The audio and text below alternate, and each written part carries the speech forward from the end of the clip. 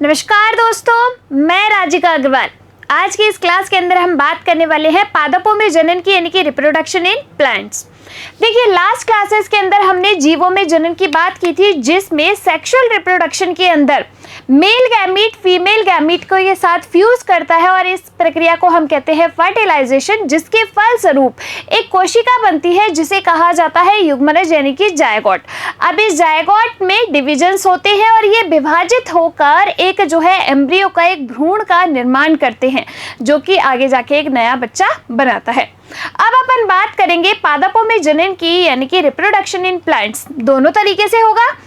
Asexual reproduction भी होता है, जिसमें आपके पादप के किसी भी भाग से, या तो वो पत्ती है या तना है या जड़ है, किसी भी भाग से एक नया पादप जो है वो ग्रो कर जाए, उसे अपन कहते हैं एसेक्सुअल रिप्रोडक्शन यानी कि अलैंगिक जनन, जो किस विधि के द्वारा, वेजिटेटिव प्रोपोगेशन यानी कि वानस्पतिक जनन के द्वारा जो है होता है। अब अपन बात करेंगे लैंगिक जनन की। तो ये जो सेक्सुअल रिप्रोडक्शन है, इसके अंदर क्या होगा भाई, मेल गैमीट बनेगा, नर युग्मक बनेगा और मादा युग्मक जो है यानी कि अंड कोशिका, उसको जाके क्या करेगा, फर्टिलाइज करेगा, निषेचित करेगा। इसके लिए सबसे पहले अपन को एक फ्लावर की, एक फूल की जो है संरचना मालूम होनी चाहिए। तो देखिए, सबसे पहले ये है आपके कॉमन फ्लावर पार्ट्स। तो एक फूल के क्या क्या भाग होते हैं, उसी पुष्प के अंदर आपके नर जनन अंग और मादा जनन अंग दोनों स्थित होते हैं।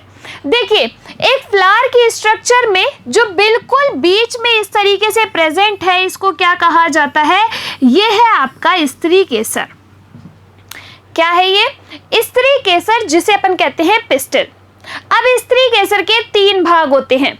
तो सबसे ऊपर वाला भाग है वर्तिकाग्र, फिर है आपका जो बीच वाला इस तरीके से लंबा भाग आपको दिख रहा है, ये है आपका वर्तिका, और जो फूला हुआ आधारी भाग होता है उसे अपन कहते हैं ओवेरी अंडाशय। तो ये आपका ओवेरी है। इस ओवेरी के अंदर जो आपको ये स्ट्रक्चर नजर आ रही है, ये क्या है अपनी, तो इस ओवेरी के अंदर जो स्ट्रक्चर है इसे अपन कहते हैं बीजांड। अब एग्जाम में क्वेश्चन ये पूछा जाता है कि बीज का निर्माण किससे होता है, तो इस बीजांड से ही आपके बीज का निर्माण होगा और इस अंडाशय से जो है फल का निर्माण होगा। राजस्थान एग्जाम में बहुत बार ये क्वेश्चन आ चुका है। बीजांड से बीज का निर्माण, अंडाशय से जो है आपके फल का निर्माण होता है। ठीक है, तो ये किसकी स्ट्रक्चर हो गई, स्त्री केसर। फिर आपको इसके साइड में इस तरीके से ये नजर आ रहे हैं ऑरेंज कलर के, ये क्या है आपके, इनको कहा जाता है पुंकेसर यानी कि स्टेमेन, जो कि आपका नर जनन अंग है। अब इसके कौन कौन से भाग होते हैं, तो इस तरीके से जो आपको गुंडीदार संरचना नजर आ रही है, इसे अपन कहते हैं एंथर यानी कि पराग कोश। इस पराग कोश के अंदर जो आपके पराग कण होते हैं वो स्थित होते हैं, यानी कि पॉलेंस जो है इस पराग कोश के अंदर स्थित होंगे। ये जो आपका पराग कोश होता है वो द्विपालित संरचना होती है, यानी कि इस तरीके से इसमें 2 पाली होती है। जब अपन इन पालियों को खोलते हैं तो 4 कोष्ठक नजर आते हैं, जिनके अंदर आपके परागकण मौजूद होते हैं, और ये इस तरीके से लंबा वाला जो भाग है इसे अपन कहते हैं फिलामेंट यानी कि तंतु। आ गई बात समझ में? ये जो आपकी पंखुड़ियां होती है, इन्हें अपन कहते हैं पेटल्स यानी कि दल पुंज, और उन पंखुड़ियों के बाहर जो ग्रीन कलर की स्ट्रक्चर पाई जाती है उन्हें अपन कहते हैं बाह्य दल यानी कि सेपल। तो एक फ्लावर के अंदर ये सारी स्ट्रक्चर जो है आपकी प्रेजेंट होती है। अब देखिए, अगर इस फ्लावर की मैं बात करूं तो इसके बीच में कुछ इस तरीके की स्ट्रक्चर अपन को नजर आ रही है सबसे बीच में। तो ये जो आपकी स्ट्रक्चर है वो किसकी है, ये है आपका वर्तिकाग्र। क्या है ये, वर्तिकाग्र। इस पर क्या होगा, कोई भी परागकण या तो हवा के द्वारा या पानी के द्वारा या किसी कीड़े मकोड़े के द्वारा, किसी के भी द्वारा जो है, जब परागकण आएंगे तो वो इसी पर आकर गिरेंगे, यानी कि वर्तिकाग्र पर ही आकर आपके परागकण चिपकते हैं। आई बात समझ में?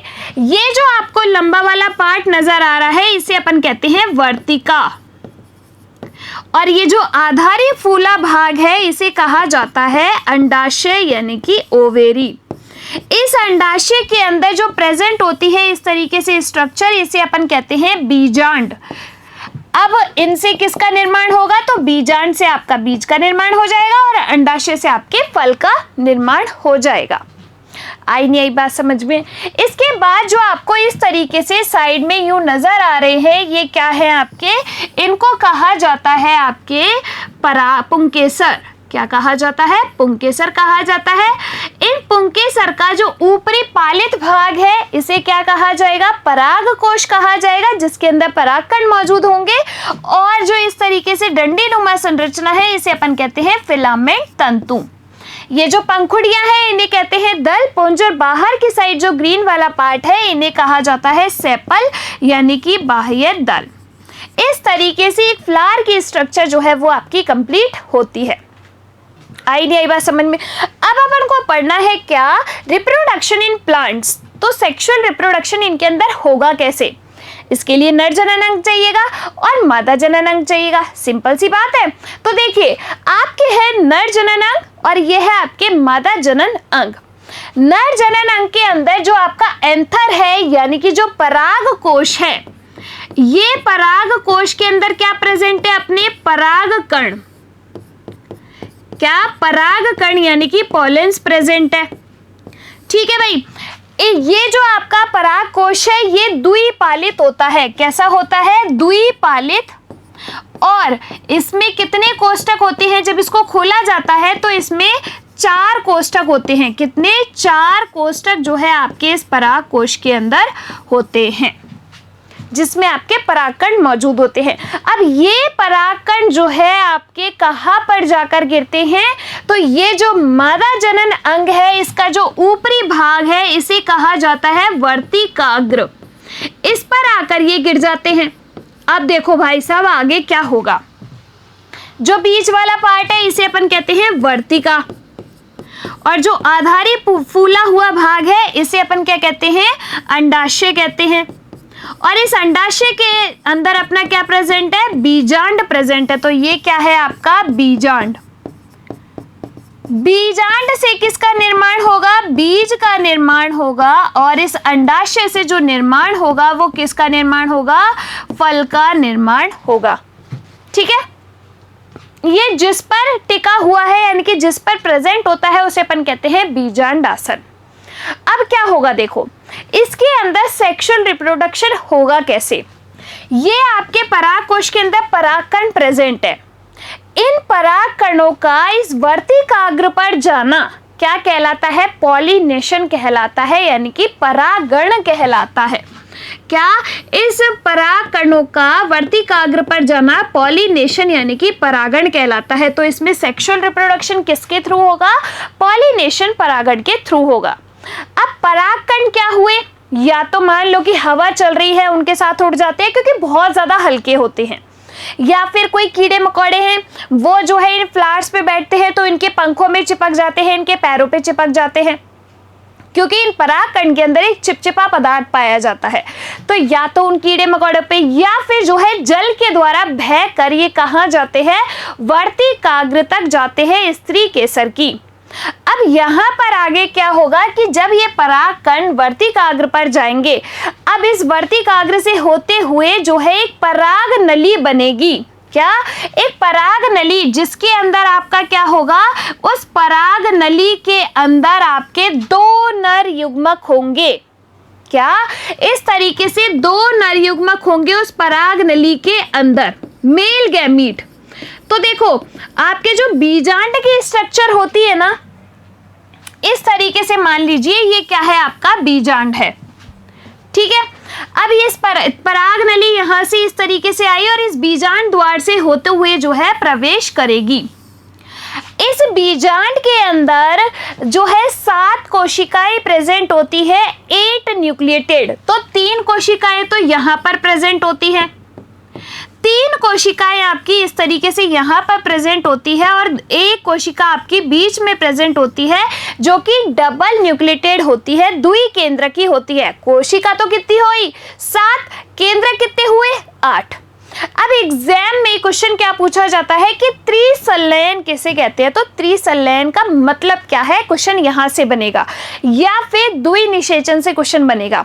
कैसे बनेगा? देखो, जब आपके ये पराग नली आई तो इसके अंदर 2 मेल गैमीट यानी कि 2 नर युग्मक हुए।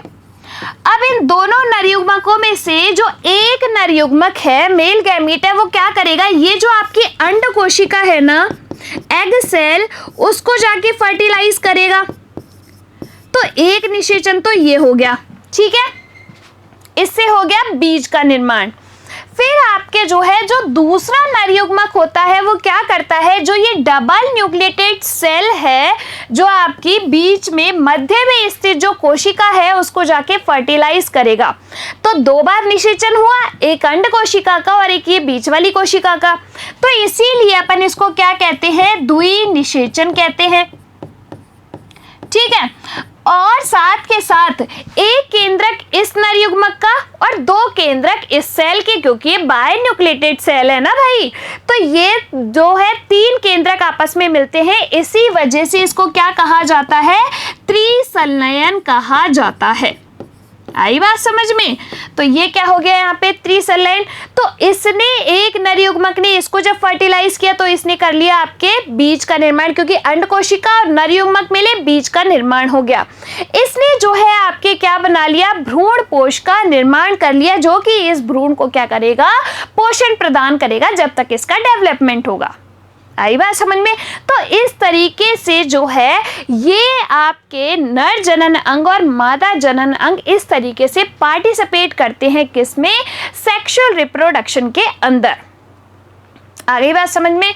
तो इसमें क्या जो है आपको समझ में आ गया, नर युग्मक ने जाके जो है इनको आके फर्टिलाइज कर दिया।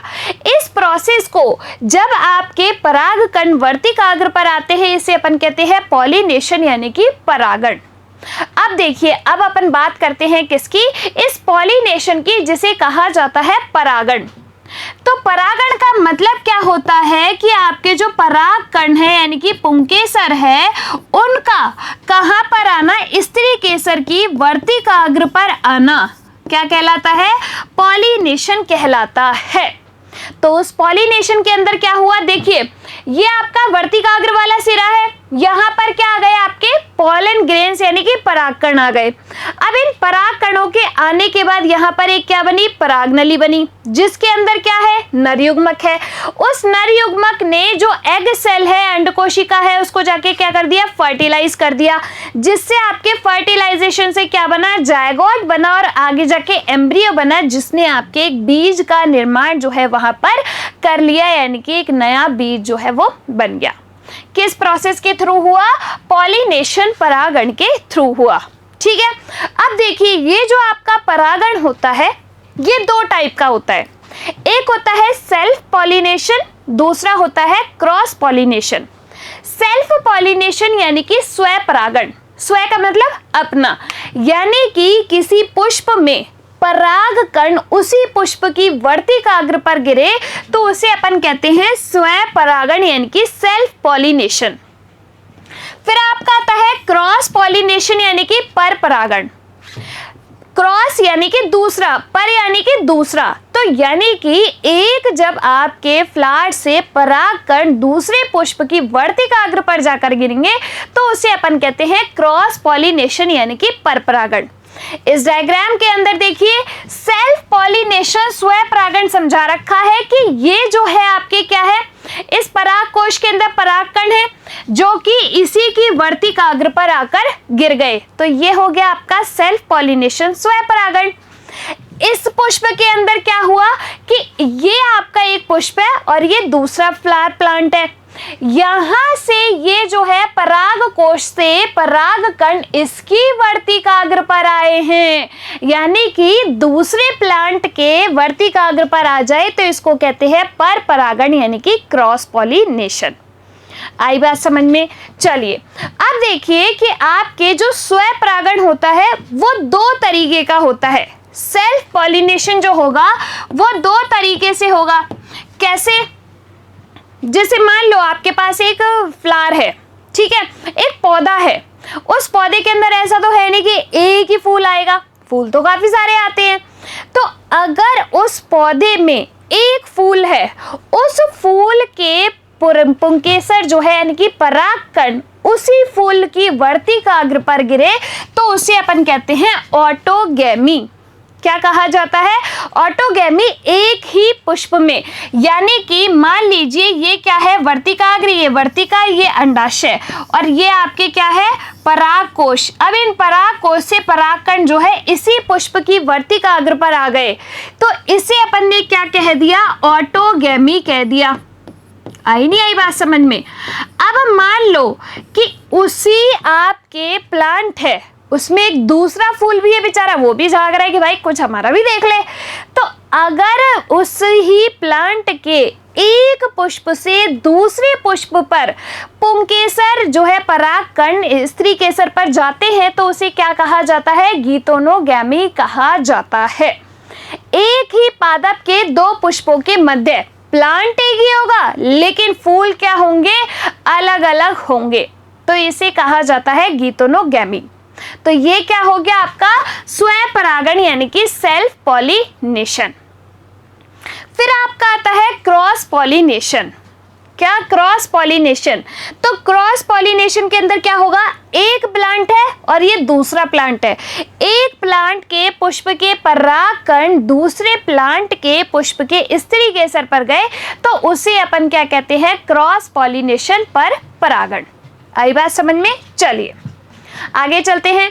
देखिए पर परागण जिसे अपन क्या कहते हैं? एलोगैमी कहते हैं। एग्जाम का क्वेश्चन एक तो मैंने बता दिया है, बीजांड से बीज का निर्माण, अंडाशय से फल का निर्माण, पहला क्वेश्चन। दूसरा क्वेश्चन द्विनिषेचन और त्रिसंलयन का। तीसरा क्वेश्चन जो आपका बनता है पॉलिनेशन से क्वेश्चन बनता है और क्वेश्चन ये बनता है कि स्वपरागण को क्या कहा जाता है? जैसे ऑटोगैमी पढ़ा है अपन ने, इसी तरीके से एलोगैमी पर परागण को कहा जाता है। एग्जाम के अंदर इस तरीके से क्वेश्चन पूछेगा कि चींटियों के द्वारा होने वाला परागण क्या कहलाता है? बर्ड्स के द्वारा होने वाला परागण क्या कहलाता है? इस तरीके का जो है आपसे क्वेश्चन बनेगा परागण के अंदर से, पॉलिनेशन के अंदर से। ठीक है, तो देखिए क्रॉस पॉलिनेशन को अपन क्या कहते हैं? एलोगैमी कहते हैं। क्या कहा जाता है? एलोगैमी कहा जाता है। अब एक पौधे से दूसरे पौधे के पुष्प पर, जैसे मान लीजिए ये एक जो है प्लांट का क्या है? एक फूल है, इसके परागकण अब किसी भी पॉलिनेटर के द्वारा, ये कोई कीड़ा हो सकता है, कोई इंसेक्ट या कोई बर्ड हो सकती है, सांप हो सकता है, घेंगा हो सकता है, कुछ भी हो सकता है, उसके द्वारा अगर एक पुष्प से जो है एक पादप के पुष्प से दूसरे पादप के पुष्प की वर्तिकाग्र पर अगर ये परागकण जाते हैं तो इसे क्या कहा जाता है? एलोगैमी, यानी कि आपका पर परागण क्रॉस पॉलिनेशन कहलाता है। स्वपरागण ऑटोगैमी, ठीक है, और फिर ये आपका क्या कहलाता है? एलोगैमी यानी कि क्रॉस पॉलिनेशन। ठीक है, चलिए अब देखिए आगे कि ये जो पॉलिनेशन है यानी कि ये जो परागण है दो तरीके से हो सकता है, एक जैविक और अजैविक। जैविक का मतलब क्या होता है? जैविक मतलब जीव, सिंपल सी बात है। अगर ये परागण किसी जीव के द्वारा होता है तो उन्हें अपन क्या कहते हैं? जैविक परागण कहते हैं। कोई भी जीव, जैसे कि आपके चिड़िया हो गई, कोई कीड़े मकोड़े हो गए, इंसेक्ट हो गए, सांप हो गया, अगर उनके द्वारा हो रहा है, किसी भी लिविंग ऑर्गेनिज्म के द्वारा हो रहा है तो वो अपना कहलाता है जैविक पॉलिनेशन। ठीक है, फिर आपका आता है अजैविक। तो यानी कि जैसे मान लीजिए आपके पानी के द्वारा हो रहा है, हवा के द्वारा हो रहा है, किसके द्वारा? या तो मान लीजिए हवा के द्वारा हो रहा है या पानी के द्वारा हो रहा है। पानी के द्वारा जो पॉलिनेशन होता है उसे अपन हाइड्रोफिली कहते हैं। तो अगर इनके द्वारा हो रहा है तो इन्हें अपन क्या कहते हैं? अजैविक, क्योंकि ये भाई जीव नहीं है, ये तो कोई एबायोटिक फैक्टर है, कंपोनेंट्स हैं, उनके द्वारा हुआ तो उसे अपन ने कह दिया अजैविक परागण। आई बात समझ में? देखिए अब अपन एक एक करके जो है पढ़ते हैं जैविक और अजैविक के बारे में। इसमें क्वेश्चन सीधे सिंपल ये बनेगा कि इसके द्वारा अगर परागण होता है तो उसे क्या कहा जाता है, इसके द्वारा परागण होता है तो उसे क्या कहा जाता है।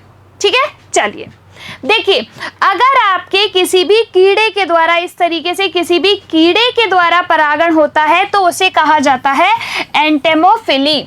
क्या कहा जाता है? एंटेमोफिली कहा जाता है। अगर किसके द्वारा हुआ? कीड़ों के द्वारा हुआ तो कहा जाएगा एंटेमोफिली। ठीक है। दूसरा, अगर पक्षियों के द्वारा परागण हुआ, इस तरीके से पक्षी जो है क्या करते हैं? रस चूसते हैं उसमें से। अगर इनके द्वारा परागण हुआ तो इसे कहा जाता है ऑर्निथोफिली। क्या कहा जाता है? ऑर्निथोफिली कहा जाता है।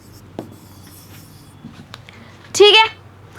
अगर आपका परागण घेंगे के द्वारा हुआ तो उसे क्या कहा जाता है? तो मेलेकोफिली कहा जाता है। इस तरीके से स्नेल के द्वारा अगर हुआ, आप सोच रहे होंगे क्या इनके द्वारा भी होता है? अरे बहुत जो चीजें हैं अपनी नेचर के अंदर होती है बट उनको पता भी नहीं होती। तो अगर इसके द्वारा होता है तो इसे क्या कहा जाता है? मेलेकोफिली कहा जाता है। अगर आपका जो है चींटियों के द्वारा यानी कि आंट्स के द्वारा होता है तो उसे कहा जाता है मर्मेकोफिली। क्या कहा जाता है? मर्मेकोफिली कहा जाता है। किसके द्वारा? चींटियों के द्वारा होगा तो उसे अपन कहेंगे मर्मेकोफिली। ठीक है। और लास्ट में जो है, अगर चमगादड़ के द्वारा परागण हुआ तो उसे कहा जाएगा फिरेप्टेरोफिली। अगर आपके सांप के द्वारा हुआ तो उसे कहा जाएगा ओपियोफिली। अगर पानी के द्वारा हुआ तो उसे कहा जाएगा हाइड्रोफिली। और अगर अपने हवा के द्वारा हुआ तो उसे कहा जाएगा एनिमोफिली। ये आपका हुआ क्या? रिप्रोडक्शन इन प्लांट्स, यानी कि आपके पौधों के अंदर जनन। क्वेश्चन बहुत सिंपल बनेगा। जो है सबसे पहले अपन देख लेते हैं एक पुष्प के अंदर कौन कौन सी संरचनाएं होती हैं। तो देखो, आपके सबसे पहले बाह्य दल होते हैं सबसे बाहर, फिर आपके पंखुड़ियां जो है उन्हें कहा जाता है दलपुंज, फिर उसके अंदर आपके प्रेजेंट होते हैं क्या? जो है पुंकेसर। पुंकेसर के अंदर जो आपके ऊपर कोष्ठक वाला भाग है उसे क्या कहा जाता है? परागकोश, जिसके अंदर आपके परागकण मौजूद होते हैं। द्विपालित संरचना है, 4 कोष्ठक इसके अंदर होते हैं और इसमें जो है लंबी तंतु रूपी संरचना है उसे कहा जाता है फिलामेंट यानी कि तंतु। फिर आपके आता है स्त्री केसर। स्त्री केसर जो है उसके 3 भाग, वर्तिकाग्र, वर्तिका और अंडाशय। इस अंडाशय के अंदर आपका बीजांड प्रेजेंट है। बीजांड से बीज का निर्माण, क्योंकि इसके पास होती है अंडकोशिका एग सेल। अंडाशय से आपके फल का निर्माण होता है। ठीक है। फिर अपने जो है ये हो गया स्त्री केसर। अब जो है पुंकेसरों का यानी कि परागकणों का स्त्री केसर की वर्तिकाग्र पर आना क्या कहलाता है? परागण कहलाता है, पॉलिनेशन कहलाता है। ये पॉलिनेशन होने के बाद एक पराग नली का निर्माण होता है जिसके अंदर 2 नर युग्मक एक अंड कोशिका को फर्टिलाइज करेगा जिससे आपके बीज का निर्माण होगा, युग्मनज का निर्माण होगा। ठीक है। दूसरा नर युग्मक आपकी जो ध्रुवीय कोशिका है उसको, अब वो जो है आपकी बाइन्यूक्लिएटेड सेल है, द्विकेंद्र की, इसीलिए इसको कहा जाता है त्रिसंलयन। और 2 बार निषेचन हुआ तो इसे कहा जाता है दोहरा निषेचन। ठीक है। फिर आपके ये जो परागण है वो 2 तरीके का, सेल्फ पॉलिनेशन, स्व परागण, क्रॉस पॉलिनेशन। सेल्फ पॉलिनेशन, अगर एक पादप के पुष्प का उसी के साथ जो है क्या किया हो जाए कि मतलब उसके परागकण उसी पुष्प की वर्तिकाग्र पर गिर जाए, या फिर उसे कहा जाता है ऑटोगेमी, या फिर दूसरे उसी पादप के दूसरे पुष्प की वर्तिकाग्र पर गिर जाए। ठीक है। इसे कहा जाता है स्वपरागण। फिर आपका आ जाता है क्या? क्रॉस पॉलिनेशन, पर परागण। एक पादप के पुष्प के पुंकेसरों का दूसरे पादप की पुष्प की वर्तिकाग्र पर गिरना, क्रॉस पॉलिनेशन। ठीक है।